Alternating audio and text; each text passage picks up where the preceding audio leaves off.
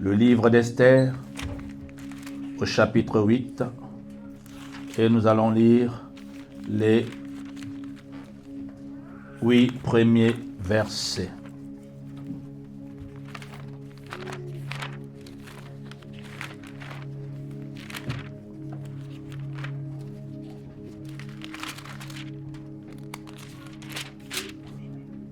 Nous nous tenons debout pour honorer la parole. Nous lisons tous ensemble. En ce même jour, le roi Assuérus donna à la reine Esther la maison d'Aman, l'ennemi des Juifs, et Mardochée parut devant le roi, car Esther avait fait connaître la parenté qui l'unissait à elle. Le roi ôta son anneau qu'il avait repris à Aman et le donna à Mardochée. Esther, de son côté, établit Mardochée sur la maison d'Aman. Puis Esther parla de nouveau en présence du roi. Elle se jeta à ses pieds, elle pleura et elle le supplia d'empêcher les effets de la méchanceté d'Aman, l'Agagite et la réussite de ses projets contre les Juifs. Le roi tendit le sceptre d'or à Esther qui se leva et resta debout devant le roi. Et dit alors, si le roi le trouve bon et si j'ai trouvé grâce devant lui, si la chose paraît convenable au roi et si je suis agréable à ses yeux, qu'on écrive pour révoquer les lettres conçues par Aman, fils d'Ammédada, l'Agagite, et écrites par lui dans le but de faire périr les Juifs qui sont dans toutes les provinces du roi.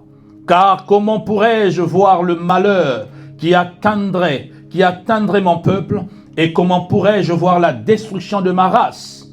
Le roi Assuérus dit à la reine Esther et au juif Mardochée, voici, j'ai donné à Esther la maison d'Aman, et il a été pendu au bois pour avoir étendu la main contre les Juifs. Écrivez donc en faveur des Juifs comme il vous plaira, au nom du roi, et scellez avec l'anneau du roi, car une lettre écrite au nom du roi et scellée avec l'anneau du roi ne peut être révoquée. Parole du Seigneur. Nous pouvons nous asseoir. Alors, bien-aimés, nous continuons notre thème sur les alliances. Nous avons, au premier jour, parlé sur l'alliance, les principes de l'alliance, et nous avons dit, nous n'allons pas ignorer les principes de l'alliance. Et en dehors des principes de l'alliance, nous avons parlé sur la responsabilité collective et la responsabilité individuelle en ce qui concerne l'alliance. Et ensuite, nous avons parlé sur les bienfaits de l'alliance. Et sur les bienfaits de l'alliance, nous avons démontré au travers de la Bible que nous pouvons hériter les bienfaits venant de ce que notre père, notre grand-père, notre arrière et quiconque étant autorité au-devant de nous a légué comme héritage. On a pris l'exemple de Jonathan et David, de l'alliance qu'ils avaient. On a pris l'exemple aussi de Naaman, de Géasi, qui a hérité la lèpre, ou ses enfants plutôt ont hérité la lèpre à cause de l'acte que leur père avait posé. Que Élisée a prononcé une malédiction sur Géasi et toute la maison de Géasi a souffert de la lèpre. Alors, donc, nous comprenons que dans l'alliance, il y a ce qu'on appelle la responsabilité collective, mais il y a la responsabilité aussi individuelle. Que Dieu ne nous exempte pas en nous présentant Exode au chapitre 5, Exode chapitre 20, le verset 5, où nous voyons la malédiction qui peut descendre de la 3e à la 4e génération. Mais nous comprenons aussi selon Ézéchiel au chapitre 18, au verset 2, que ce soit au verset 18, au verset 20, nous voyons que le Seigneur dit, on n'appliquera plus cet adage en Israël que les pères ont mangé des raisins verts, mais ce sont les dents des enfants qui sont agacées. Alors le Seigneur est en train de montrer que c'est l'âme qui pêche qui mourra. Et donc on a la responsabilité individuelle. C'est ce que nous avons parlé sur quelques semaines qui viennent de s'écouler. Et aujourd'hui, je voudrais parler de comment briser ces alliances. Parce que on parle souvent des alliances, on parle de l'héritage, on parle de beaucoup de choses. Mais comment est-ce que nous pouvons briser ces alliances? Alors, la première des choses, bien-aimés, quand nous voulons briser ces alliances, il faut que nous comprenions le premier point. L'alliance ne peut être révoquée que par une autre alliance. Je reprends. Comment est-ce que tu veux briser une alliance dans ta vie? Une fois que nous avons réalisé que nous avons une alliance, le premier point, il faut que nous puissions comprendre que je ne peux pas briser une alliance parce que c'est comme ça. Non, non, non. Une alliance ne peut être brisée ou révoquée que par une autre alliance. Alors le passage que nous venons de lire d'Esther, c'est quoi? Nous comprenons que dans cette histoire, il y a un homme qu'on nous présente ici qui s'appelle Aman. Aman a reçu le mandat du roi. Et par le mandat du roi, il y a eu un, comment on appelle, décret, un édit du roi. C'est-à-dire que le roi a donné un ordre qui a été tamponné, cacheté. Et cet édit disait qu'on devrait exterminer tous les Juifs. Donc vous voyez que Naaman, l'homme à qui le mandat a été donné, le sceau a été donné, qui a écrit et publié dans tout ce qu'on appelle le royaume de Suse, et cela a touché le cœur d'un homme qu'on appelle Mardoché. Et cela a touché la reine Esther. Alors la reine est allée devant le roi. La reine a prié. Israël a prié. Et quand ils ont prié, et le Seigneur a fait grâce d'exaucer leur prière. Et quand Dieu a exaucé leur prière, le plan de Naaman a été exposé. Et nous savons tous que Naaman a été tué. Alors nous nous retrouvons ici. Naaman est mort. C'est-à-dire le commanditaire, la personne qui a écrit, qui a voulu faire du mal au peuple d'Israël est morte.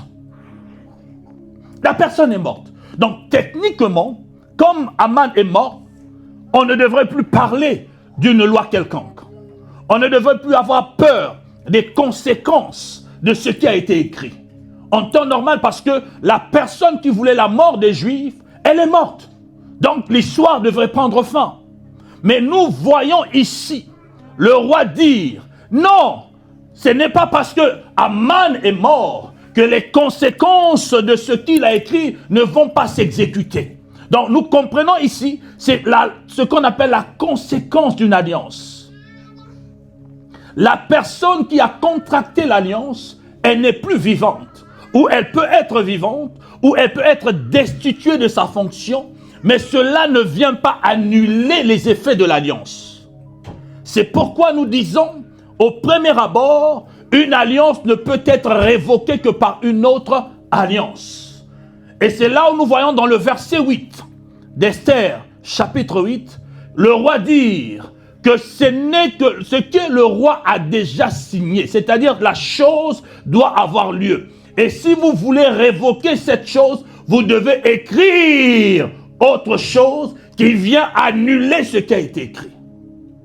Donc vous voyez ici que tu as besoin de comprendre que s'il y a une alliance dans ta vie, s'il y a une loi dans ta vie, il faudrait qu'une autre loi plus forte, plus puissante, plus meilleure que la première loi pour venir annuler la précédente.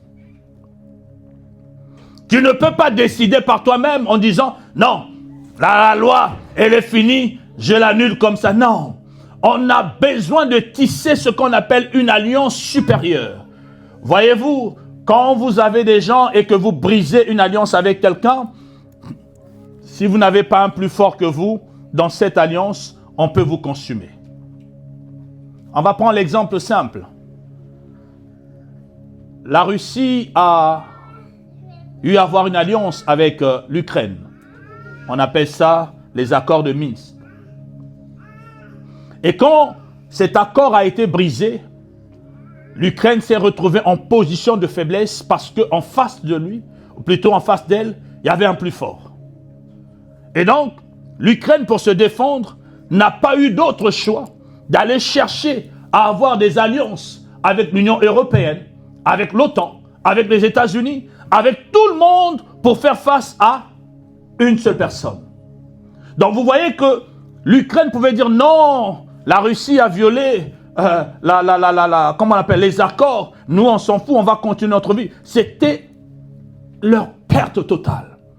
Et alors ils ont compris, que les Ukrainiens ont compris, on a besoin d'aller encore concocter ou alors trouver d'autres alliances avec d'autres partenaires qui vont nous renforcer pour avoir non seulement notre défense et dans l'espoir de pouvoir faire quoi? Vaincre notre ennemi. Ce principe demeure, frères et sœurs, dans comment combattre les alliances. J'aimerais que tu ne prennes pas à la légère les alliances qui sont dans nos vies. Et je suis en train de parler que ce soit l'alliance collective ou que ce soit l'alliance individuelle.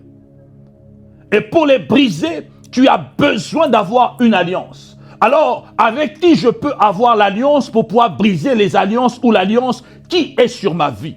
La seule alliance par excellence qui peut permettre de briser les autres alliances, c'est que j'ai une alliance avec le Dieu créateur de toutes choses.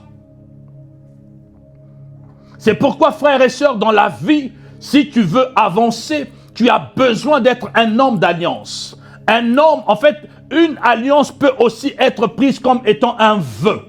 Vous savez, les vœux, c'est des choses qui nous lient avec le Seigneur. C'est un engagement de part et d'autre qui permet à Dieu de pouvoir rentrer dans mon histoire, qui permet à Dieu de pouvoir aussi être dans mon camp. Parce que par moi-même, je ne peux pas combattre l'ennemi. Mais quand je viens tisser une alliance avec l'Éternel, alors là, celui qui est en moi me donne la victoire. C'est pourquoi, frère, tu as besoin de comprendre. Ce n'est pas simplement par ta prière que tu vas annuler. Et j'insiste, la prière elle-même n'annule pas l'alliance.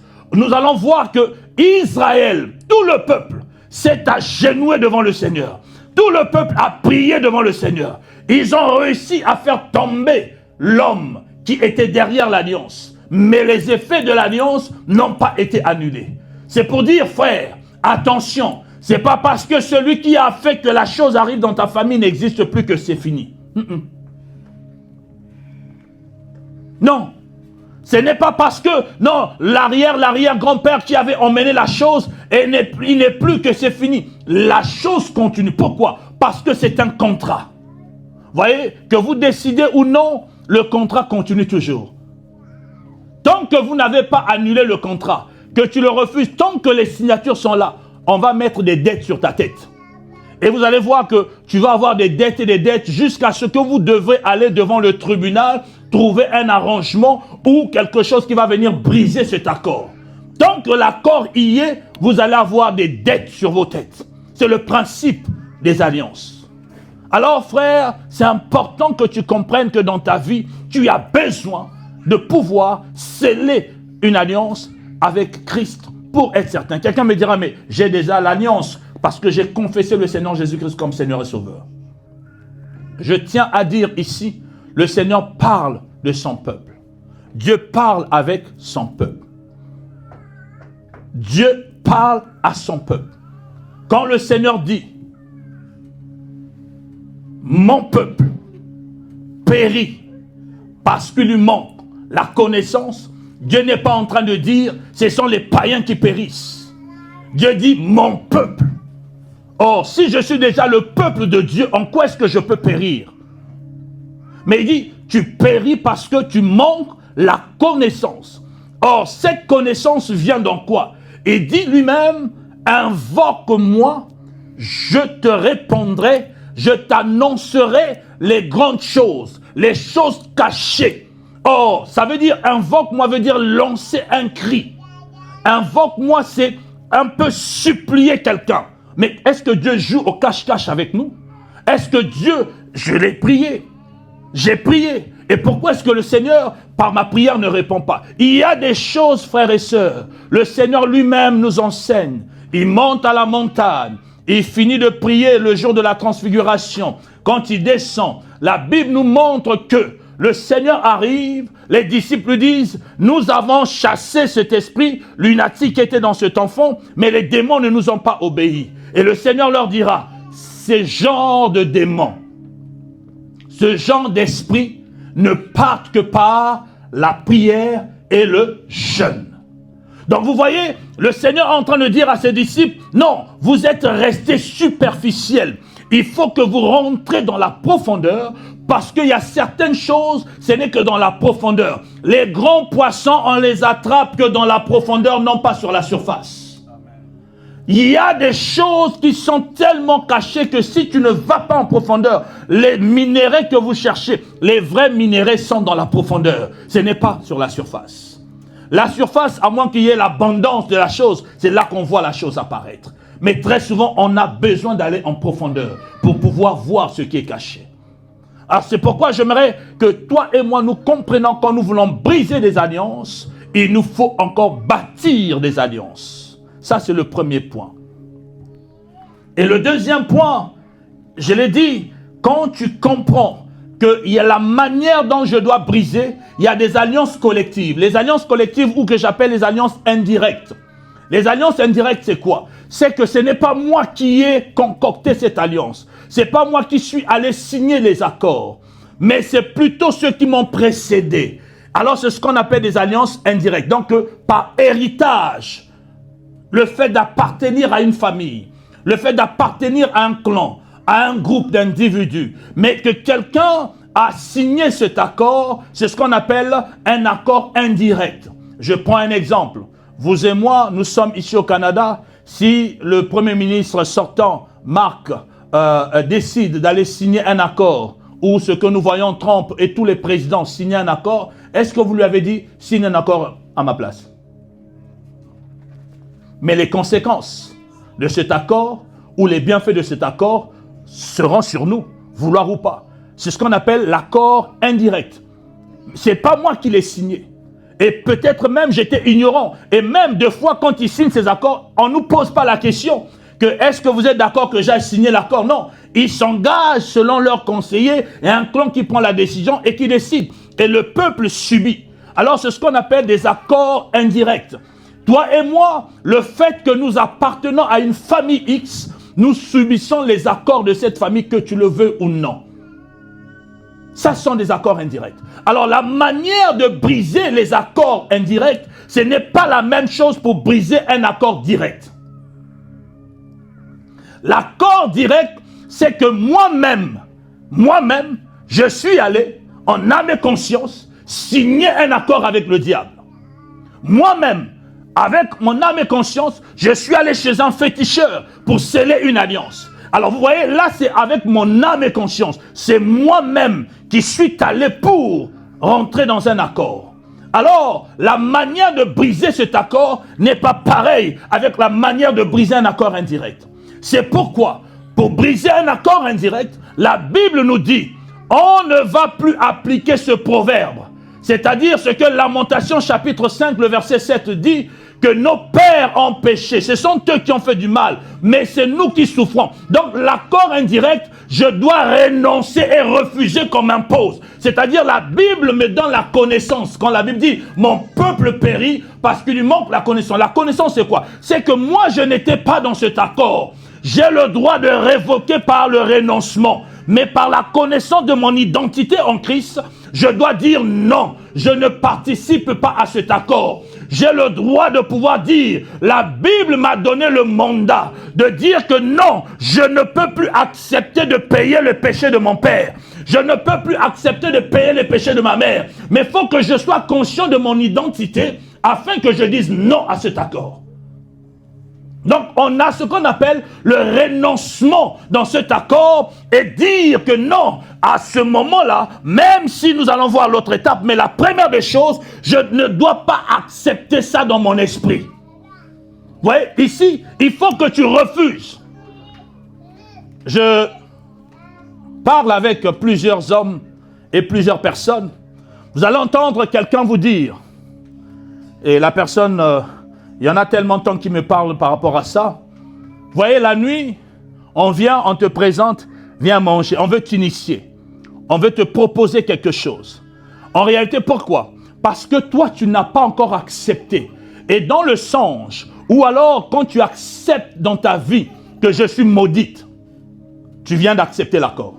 Est-ce que quelqu'un comprend ce que je veux dire? La malédiction est là. Je dois la refuser. C'est-à-dire, on est en train de dire dans notre famille, Bassi Baba l'a raté. Moi, je dois refuser la chose. Je ne suis pas allé, moi, déclarer que Ngana Balaté. C'est quelqu'un qui a décidé dans la famille, même si ce sont des choses qu'on voit, mais je dois refuser cette alliance. Déjà, dire non. Maintenant, quand je dis non, je dois référer une autre alliance. Or, il est écrit dans la Bible, il n'y aura pas de femme stérile, par exemple. C'est un appui que je vais chercher. L'homme quittera la maison de son père, s'attachera à sa femme. Dieu m'a donné le choix de me marier. Dieu ne m'a pas dit que je ne vais pas me marier. Alors si dans ma famille, on a dit qu'on ne doit pas se marier, je dois refuser cette alliance. Si dans ma famille, on a dit que non, les gens ne doivent pas arriver à un tel sommet, la Bible me dit non, je dois rallonger mes cordes. Mes limites ne peuvent pas être juste tracées par un individu. La Bible me donne la possibilité de franchir d'autres étapes. Alors je refuse que quelqu'un impose un niveau d'arrêt dans ma vie. Donc je suis en train de refuser et de révoquer cette alliance en présentant une autre alliance. L'alliance que la Bible me donne en tant qu'héritier d'un enfant de Dieu. C'est comme ça qu'on rentre dans le processus de briser les alliances. Ce n'est pas simplement en sortant des paroles. Non, c'est une prise de conscience de mon identité. C'est pourquoi Romains chapitre 12 va nous présenter alors ce qu'on appelle la troisième étape de comment est-ce qu'on peut briser les alliances. La troisième étape de comment on peut briser les alliances, c'est que je suis maintenant dans l'esprit du sacrifice. Et l'esprit du sacrifice. Or, le sacrifice veut dire quoi? La première des choses que la Bible attend, c'est que quand je réalise que je suis enfant de Dieu, Romains chapitre 12, le verset 1 est en train de me demander de m'offrir comme un sacrifice vivant à l'Éternel. Donc, il faut que je dise que mon âme, mon corps et mon esprit sont déjà consacrés à l'Éternel. Ne sont pas consacrés à la divinité ou à la loi de ma famille. C'est-à-dire, je m'offre moi-même comme une offrande. Ce ne sont pas mon argent, ni mes efforts personnels qui vont faire que je sois sauvé. Non, mais j'emmène mon âme. La première des choses, ce que Dieu attend quand on combat les alliances, c'est que je me consacre à l'Éternel. C'est que je me donne d'abord à l'Éternel. Parce que je peux aller faire des autels, donner de l'argent, ça ne servira absolument à rien si moi-même, je ne suis pas une offrande agréable au Père. Si moi-même, je ne vis pas une vie de crainte, de sainteté et d'alliance, c'est-à-dire que j'ai donné mon âme, j'ai donné mon corps, j'ai donné mon esprit. C'est pourquoi la Bible dit, la première des choses, il faut que je serve Dieu de toute mon âme, de toute ma force, de toutes mes pensées. Ce que Dieu attend, c'est que je lui donne d'abord mon cœur. C'est pourquoi on nous a même lu le psaume 103, mon âme bénit l'Éternel. Et j'aime quand le psalmiste dit que tout ce qui est en moi bénisse l'Éternel. C'est-à-dire, il s'offre à l'Éternel. Il se donne d'abord à l'Éternel. Or, si nous regardons, frère, il y a un domaine de ta vie que tu ne veux pas donner à l'Éternel. Si nous regardons nos vies, nous voulons dire que nous brisons les alliances, mais il y a des choses en nous, nous ne voulons pas laisser. Il y a des zones où nous disons que Dieu ne peut pas rentrer. Il y a une chambre de ma maison que je veux garder. Ma maison, c'est moi. Ma maison, c'est moi. C'est-à-dire, j'ai une pièce, je dis, Seigneur, rentre à la cuisine, rentre au salon, mais dans ma chambre, je t'interdis. Non, dans ma salle de bain, je t'interdis. Alors, si tu as des zones où tu interdis encore le Seigneur de prendre possession dans ta vie, alors là, frère, tu es en danger parce que tu n'as pas encore consacré ta vie en Christ. Tu n'as pas encore consacré ta personne en Christ. Et il y a un danger potentiel que l'alliance trouve une porte d'accès encore dans ta vie et d'agir. Il y a encore une possibilité que cette loi rentre encore dans ta vie et continue toujours à sévir. C'est pourquoi nous appelons le peuple de Dieu à être dans un système de vie de prière et de consécration. Nous appelons le peuple de Dieu à se donner corps, âme et esprit au Seigneur. Quand le Seigneur Jésus dit « Demeurez en moi et moi je vais demeurer en vous », il a besoin du 100% de notre vie et non pas de 90%. Les alliances agissent. Nous voulons briser les alliances. Nous prions, je brise, mais je ne suis pas dedans. Je ne suis pas dedans. Et tant que je ne suis pas dedans, frère, ce sont des efforts que nous fournissons, mais en réalité, le résultat ne sera pas là.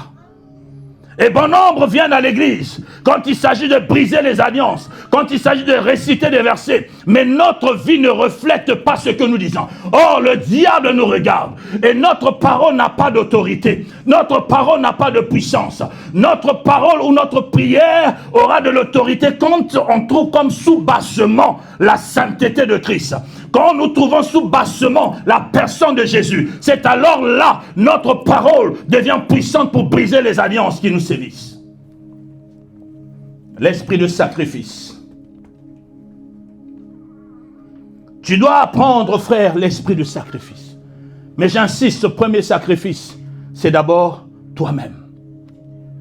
Et le deuxième sacrifice, c'est que tu dois apprendre à bâtir les autels. Frère, dans ce combat, on ne dit pas la prière. Non, je l'ai dit tout à l'heure, la prière elle-même n'est pas suffisante. Dans ce combat des alliances, les hommes ont eu à sacrifier des choses dans leur vie. Vous verrez, quelqu'un est capable d'aller dire, je prends mon doigt, je le sacrifie pour avoir de l'argent. Et on paye. Quelqu'un va dire, je donne ma progéniture, mais parce que je veux être élevé. Et ces enfants vivront une vie malheureuse. Quelqu'un est prêt à dire, j'accepte la stérilité. Ou alors, je vais sacrifier des enfants. Et il va aller à gauche, à droite, avoir plusieurs femmes. Et ces femmes-là ont que des pertes de grossesse. Mais c'est parce que cet homme a sacrifié sa sémence. Il y a des hommes qui sont prêts à appeler quelque chose de leur propre vie, donner une part de leur vie. À cause, c'est parce qu'il faut un sacrifice. Mais toi et moi, nous ne sommes pas prêts à sacrifier. Nous voulons tout manger pour nous-mêmes. Frère, ceux qui nous ont précédés, surtout en ce qui concerne les alliances collectives, ils ont eu à payer. Je veux nous dire, je suis pas mal de familles où tu entends, frères et sœurs, comment pour détruire les gens sont prêts à aller chercher une panoplie de féticheurs. Donc les gens vont dans des lieux secrets, dans les lieux cachés, dans les profondeurs, juste pour détruire la vie de quelqu'un. Ils sont prêts à faire des sacrifices pour détruire. Mais toi et moi, le sacrifice, quand on dit, viens, on va prier, tu n'es pas prêt à payer ce sacrifice. Jésus dira à ses disciples, je vous ai demandé de veiller avec moi. Vous n'avez pas pu veiller avec moi. Quel est le sacrifice que tu payes? Quel est le sacrifice que tu payes dans ta vie? Ta vie est jouissance, matin, midi, soir. Nous sommes les premiers. Et ça fait mal quand vous voyez les gens pour publier les statuts de la vie mondaine. Nous sommes les premiers. Aller dans les fêtes, les boîtes de nuit, nous sommes les premiers. Quand il s'agit d'aller festoyer, chrétien, mais tu es en boîte de nuit. Chrétien, tu es en train de festoyer, de faire la vie de tout le monde. Mais 1 heure de prière, tu n'es pas là. Un temps de consécration, de méditation de la parole, tu n'es pas là. On dit, venons, on va avoir l'enseignement parce que nous voulons grandir dans la connaissance de la parole. Tu n'es pas là. Mais c'est toi qui passes des 10 heures, 15 heures de temps dans le travail. Overtime, toi tu es dedans. Mais tu cherches la délivrance. Non. Il y a quelqu'un à mes côtés qui dirait, tes gens-là, il ne faut pas les emmener près de moi. Les gens ne veulent pas prier. Mais c'est les premiers, quand ils ont des problèmes, de venir voir les hommes de Dieu. De venir fatiguer les autres. Tu n'es même pas prêt à payer le prix. Comment est-ce que tu mènes ta vie? Ne plaisante pas avec ta vie. Frère, nous avons vu les conséquences de ces alliances dans la descendance. Même dans nos propres vies. Est-ce que tu es prêt à payer le prix, le sacrifice? La vie chrétienne n'est pas une vie de jeu ou de plaisanterie. C'est une vie de consécration. Et il faut payer le prix, frères et sœurs. Je ne cesserai de le dire. Si vous tombez dans une famille où les choses sont faciles, renseignez-vous très bien. Vous allez voir qu'on vous dira qu'un oncle ou une tante ou je ne sais pas, un grand-père a eu à payer le prix pour que vous recevez ce que vous êtes en train de recevoir. Regardez, prenez l'exemple. Nos enfants sont assis là. Les parents, les enfants là, est-ce qu'ils pensent même qu'ils ont faim? Ils ne se posent même pas la question. Mais toi, tu vas taper des 40 heures parce que tu veux donner le lait à l'enfant à la maison. L'enfant, c'est-à-dire pour lui, c'est une normalité d'avoir le lait.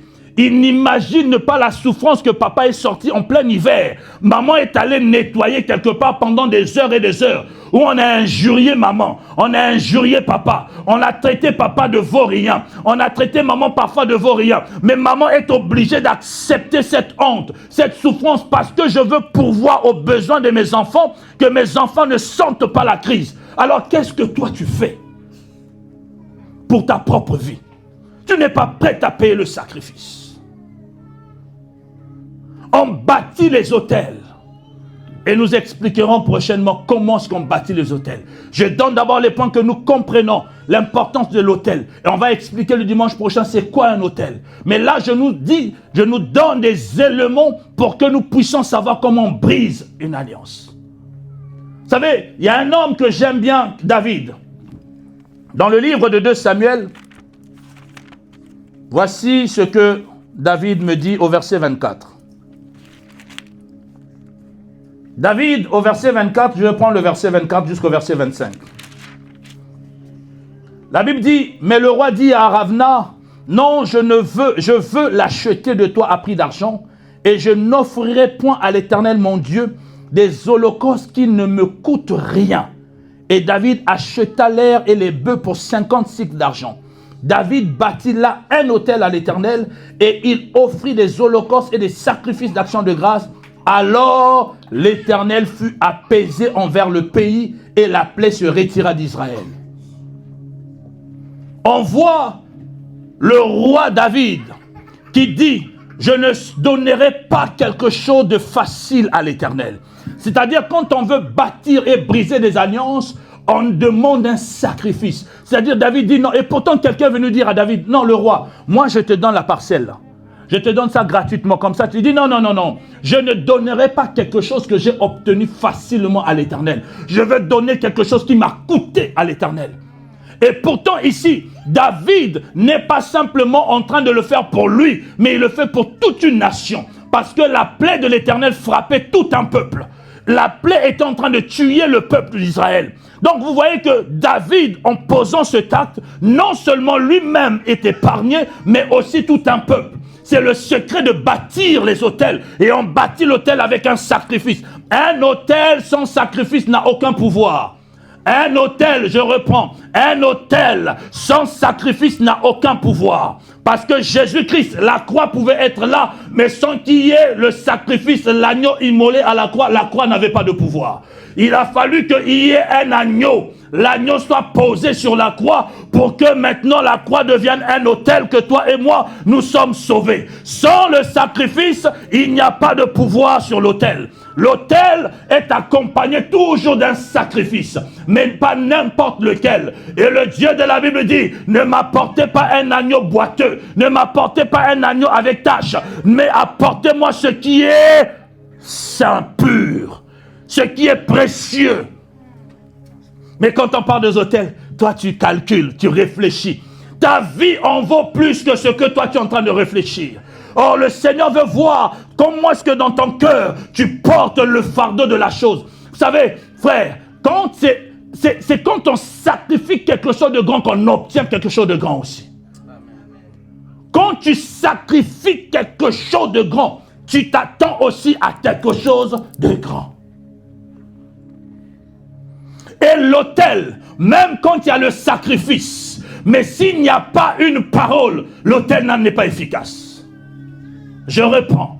Même quand tu bâtis l'autel et qu'il y a un sacrifice, mais s'il n'y a pas une parole, cet autel n'a pas d'efficacité. Parce qu'il a fallu que Jésus libère cette parole à la croix pour que toi et moi, au travers de ces paroles, et ce sont ces paroles-là qui parlent, ce sont ces paroles-là qui continuent. C'est-à-dire l'alliance est toujours bâtie avec un sacrifice et une parole. C'est-à-dire on déclare des paroles, on libère quelque chose. Et c'est cette chose qui va commencer à agir.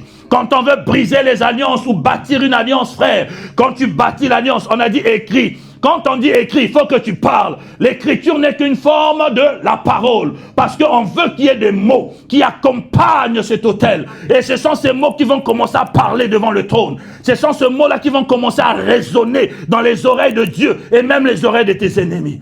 Apprends à briser ces alliances en bâtissant aussi des alliances. Apprends, frères et sœurs. Et pour connaître, parce que quand on veut briser une alliance, il faut connaître cette alliance.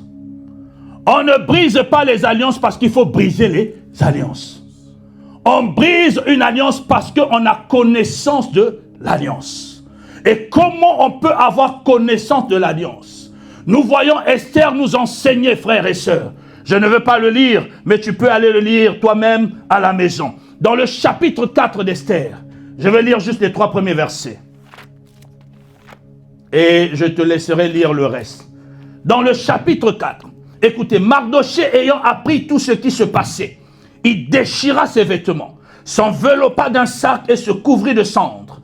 Puis il alla au milieu de la ville en poussant avec force des cris amers et se rendit jusqu'à la porte du roi dont l'entrée était interdite à toute personne revêtue d'un sac.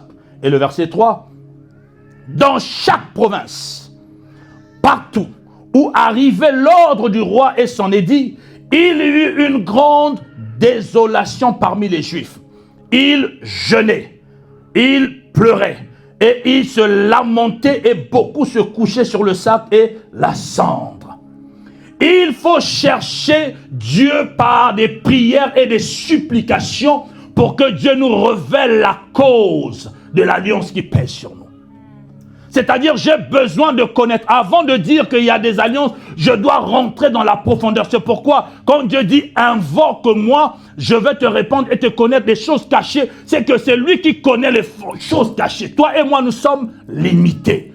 Mais comment on fait? C'est par la prière persévérante, par des prières de supplication, par des jeûnes, par des lamentations. On cherche la face du Seigneur. On consulte l'Éternel. Frère, ne sois pas spectateur de ta vie, mais tu dois être un acteur de ta vie. Un acteur, c'est quelqu'un qui participe au scénario. Mais un spectateur, c'est quelqu'un qui observe seulement. Mais toi, ne sois pas celui qui observe.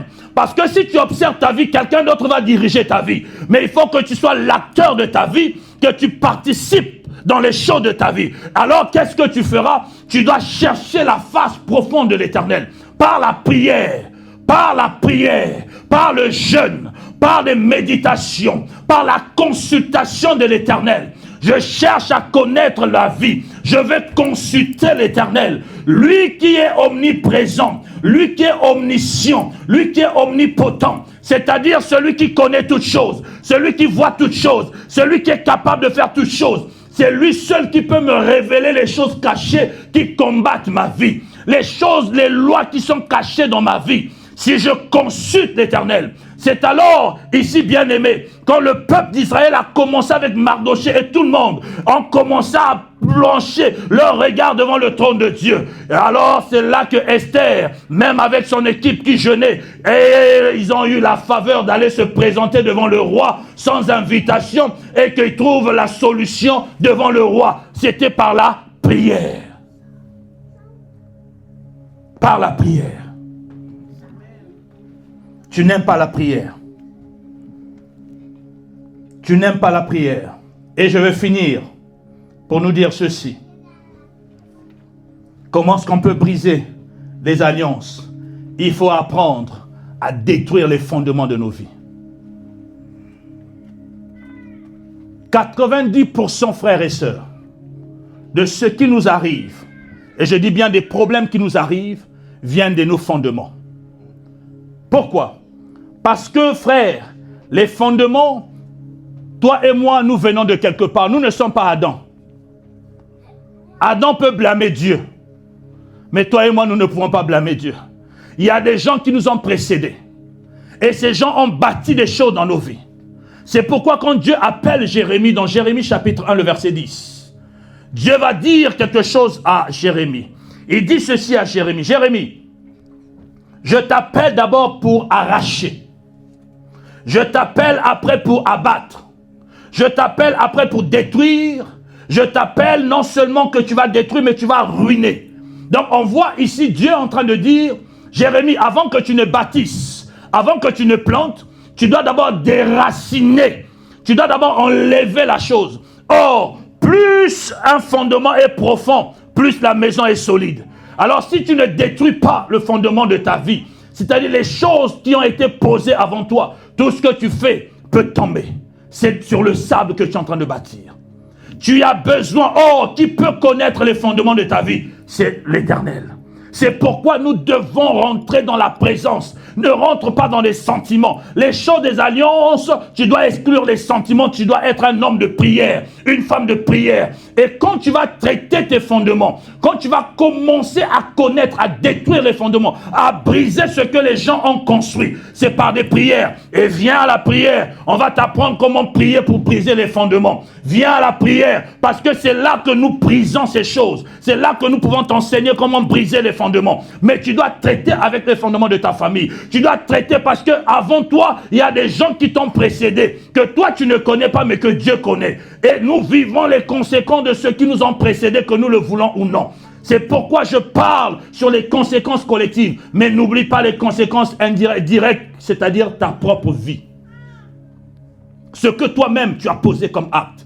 Tu dois briser, renoncer, rentrer dans la repentance, chercher le pardon. Si mon peuple sur qui est invoqué mon nom s'humilie, prie, cherche ma face et se détourne de ses mauvaises voies, moi l'Éternel, je vais faire quoi? Je vais guérir, je vais visiter, je vais faire du bien. Nous avons besoin de la repentance tous. Nous avons besoin de chercher la face de Dieu parce que nous avons soif que nos vies changent. Alors, cet après-midi, je vais t'inviter à te tenir debout pour prier une chose avec moi. Moi, je vais déclarer une parole qui va t'aider après toi-même à te battre. Pourquoi je vais déclarer cette parole?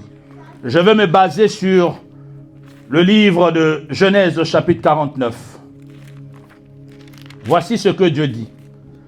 Quand nous regardons le titre, le préambule, la Bible dit « Bénédiction prophétique de Jacob » dans la version Louis Ségan, à ses 12 fils. Bénédiction de Jacob à ses 12 fils. Donc nous voyons ici que c'est le père biologique qui va déclarer des paroles sur ses enfants.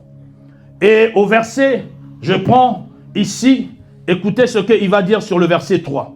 Il dit « Ruben, toi mon premier-né, ma force et les prémices de ma vigueur, supérieur en dignité, supérieur en puissance, impétueux comme les eaux, tu n'auras pas la prééminence. » Donc, en tant que père, il est en train de priver la prééminence, car il est écrit chez les Juifs, dans la loi juive, l'aîné, c'est lui qui doit être le chef de famille. Alors, Jacob est en train de priver la chose à Ruben. En d'autres termes, une malédiction sur la vie de Ruben. Ça, c'est le père biologique. Nous allons dans Deutéronome 33. Dans Deutéronome 33, et nous allons prier. Excusez-moi de déborder de quelques minutes. La Bible dit bénédiction prophétique de Moïse. Voici la bénédiction par laquelle Moïse, homme de Dieu, bénit les enfants d'Israël avant sa mort. Ici, c'est qui? Moïse. Moïse n'est pas le père de Ruben.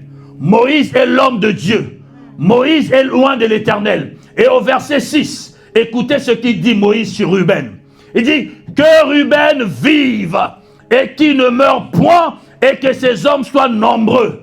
C'est-à-dire l'homme de Dieu, si tu crois, et l'homme de Dieu n'est pas celui qui est pur ni saint, mais c'est celui que Dieu a choisi selon sa grâce. Et si tu crois à ce que l'homme de Dieu déclare, Moïse va dire, ton père t'a maudit, mais moi en tant qu'autorité spirituelle, je te bénis. C'est pourquoi je veux dire à une personne cet après-midi, moi je ne te maudis pas, mais je te bénis. Quelle que soit l'alliance de ta famille, quelle que soit la malédiction de ta famille, il y a un Dieu au ciel. Et ce Dieu, par l'autorité qui m'a conférée, je viens libérer une grâce sur ta vie et que tu rentres dans la bénédiction de l'Éternel qui n'est accompagnée d'aucun chagrin. Peu importe ce qu'on a dit sur toi, aujourd'hui je libère le ciel, que la grâce de Dieu descende dans ta vie.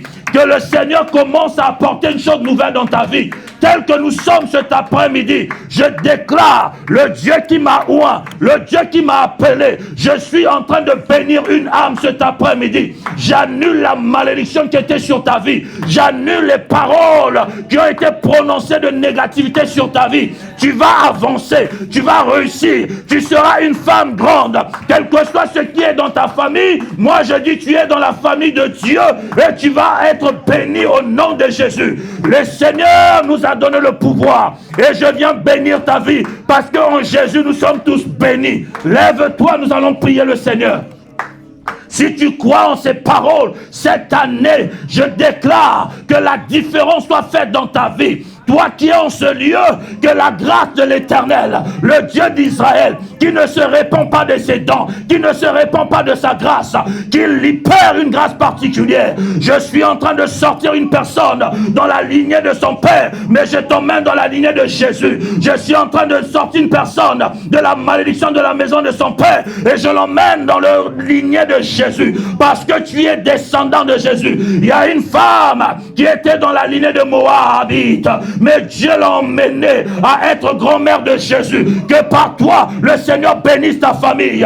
Que par toi, le Seigneur bénisse ta famille. Que tu sois le canal par lequel les gens diront Dieu l'a visité, Dieu l'a béni. Que cet après-midi, une grâce particulière descende dans ta vie. Que cet après-midi, une nouvelle alliance. Que le Seigneur te révèle les choses nouvelles. Que le Seigneur te demande les choses nouvelles. Que le Seigneur te visite cet après-midi. Que le Seigneur change ton histoire. Je brise la loi de la sorcellerie dans ta famille. Je brise la loi de la malédiction. Je brise la loi de la stérilité. Je brise la loi de la pauvreté. Je brise tout ce que l'ennemi avait proclamé sur ta vie. Toi, tu seras différent. Toi, tu seras différent. Parce que Jésus rentre dans ton histoire. Parce que le roi de rois, celui qui a le dernier mot, Jésus de Nazareth, il a déclaré tout est accompli. Et je déclare la grâce et la faveur de Dieu cet après-midi. J'appelle que le ciel opère maintenant dans la vie de chacun de nous, tel que nous sommes en ce lieu. Père, j'annule la malédiction parce que tu m'as donné l'autorité. J'annule la malédiction et je déclare la bénédiction. Et je déclare la bénédiction. Ce qui ne marchait pas marche cet après-midi.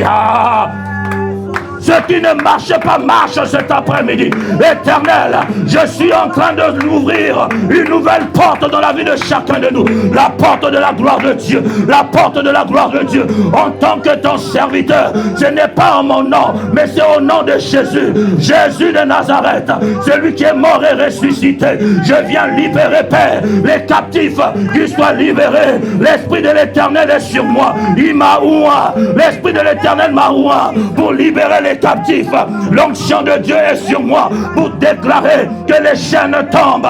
Oh, l'Esprit de l'Éternel est sur moi pour déclarer les maladies incurables. Oh, tombe cet après-midi. Je déclare la guérison divine. Je déclare la guérison divine. Je déclare la restauration. Je déclare la bénédiction de l'Éternel.